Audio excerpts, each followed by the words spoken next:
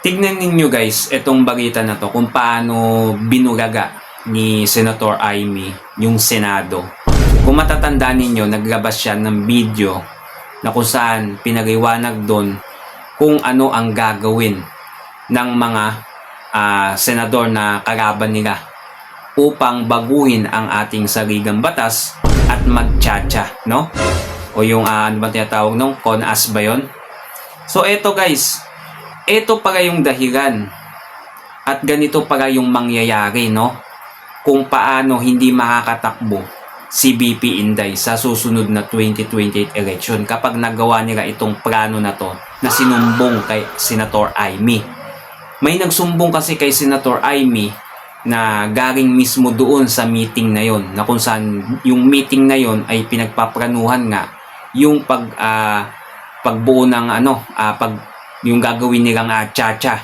Kumbaga, babaguhin nila yung saligang batas kasi no choice na sila. Kumbaga, yun na yung kanilang pinaka-huling aras o yung pinaka-aras talaga nila na panilaban sa 2028 upang hindi makaupo ang mga Duterte at mawala ang mga Duterte sa gobyerno, no? So, eto, panoodin natin ngayon yung video. Dito mapapaisip kayo na eto para talaga yung gagawin nila. Kaya pala, at mabuti na isumbong to kay Senator Amy at na isiwarat niya. Ngayon, todo deny sila. Alam niyo ba kung bakit? Eto, panoodin natin yung video. Senator Amy Marcos ang Senado. Matapos niyang ilahad sa kanyang privilege speech ang umano'y planong charter change at term extension ng ilang opisyal sa ilalim ng administrasyon ni Pangulong Bongbong Marcos Jr. Pero ikinagalit ito ng ilang senador sa mayorya. Si Sheena Torno magbabalita live. Sheena, magandang gabi.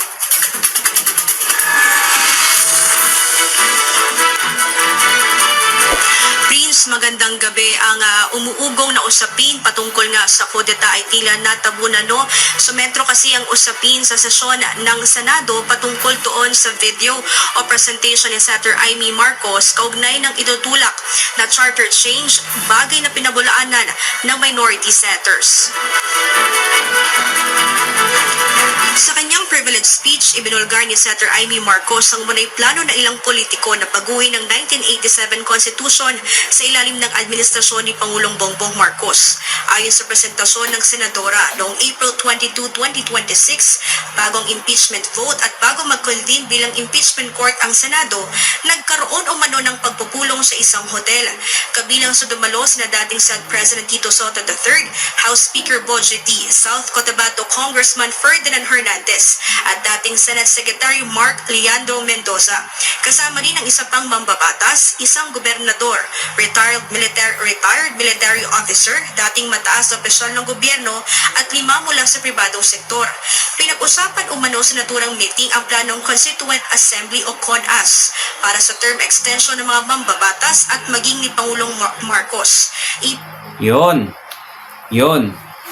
Lumabas yung balak nila, no? Ang balak pala ng mga to, kasama ni PBBM, nung nag-meeting, yung ilan sa mga senador at yung ilan sa mga member din, may mga official nga din, nag-meeting daw, di ba?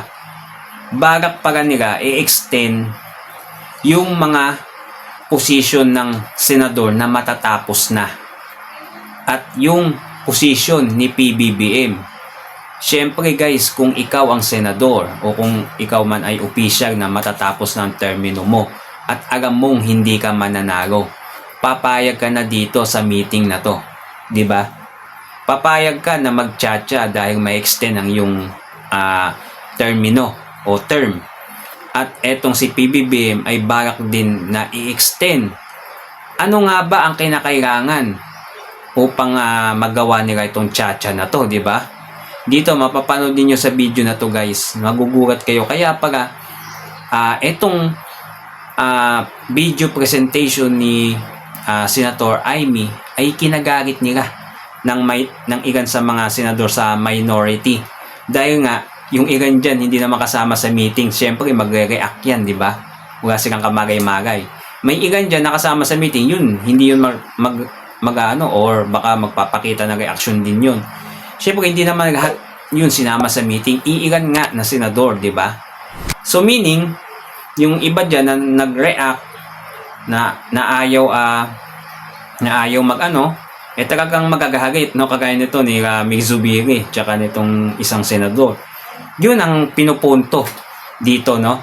Kaya mabuti na at naisumbong ito kay Senator Amy.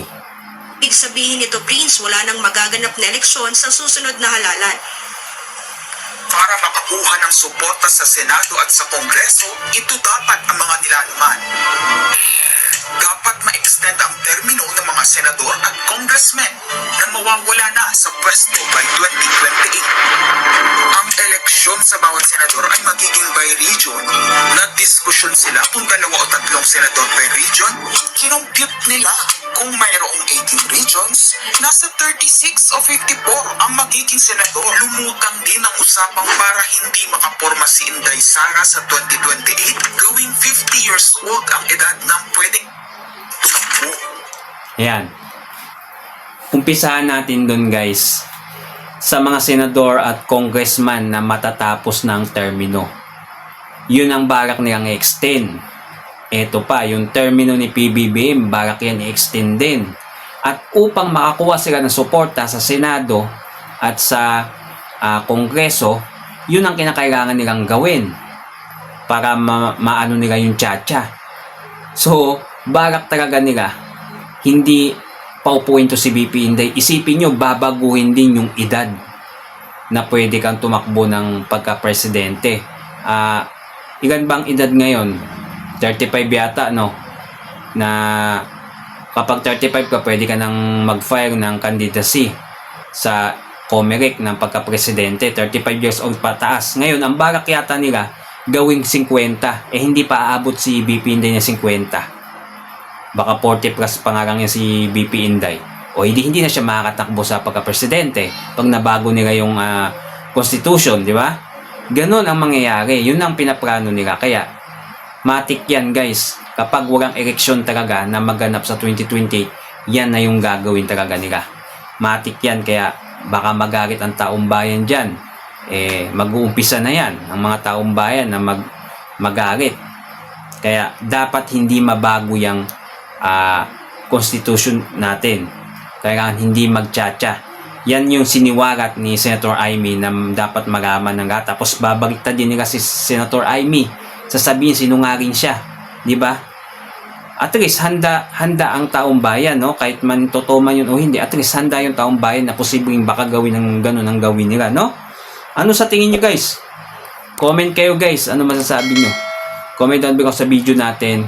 Pabor ba kayo sa tsa-tsa? Comment kayo sa video natin. Huwag nyo din kalimutan mag-subscribe nang lagi yung updated, no? Sa mga susunod pa nating mga video.